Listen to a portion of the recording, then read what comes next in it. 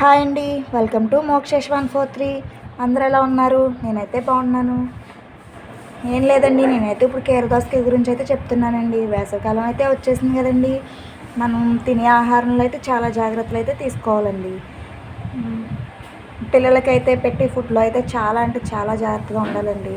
Daily వాళ్ళు తినే స్నాక్స్లో అయితే మనం ఈ కీరదోసకాయని అయితే పెడదామండి. కీరదోసకాయ తినడం వల్ల అయితే చాలా అంటే చాలా ఉపయోగాలు ఉన్నాయండి. ఇది రోజు డైలీ తినడం వల్ల మన ఒంట్లో నీటి శాతం అయితే పెరుగుతుందండి. చిన్నపిల్లలనే కదండి, పెద్దవాళ్ళు కూడా డైలీ ఒక కీరదోసకాయ అయితే తిన్నారంటే చాలా అంటే చాలా మంచిదండి.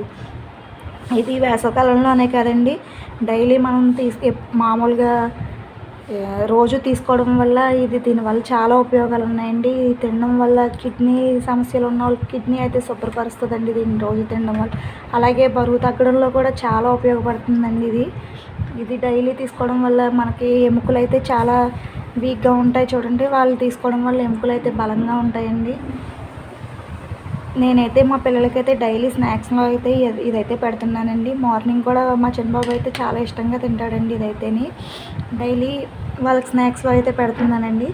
అంతేకాదండి, మనకి అరుగుదల అది బాగోకపోతే కూడా ఇది తీసుకోవడం వల్ల అరుగుదల అయితే చాలా బాగుంటుందండి.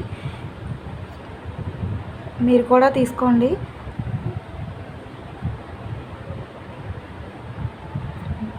నా వీడియో కనుక నచ్చినట్లయితే లైక్ చేయండి, షేర్ చేయండి, కామెంట్ చేయండి.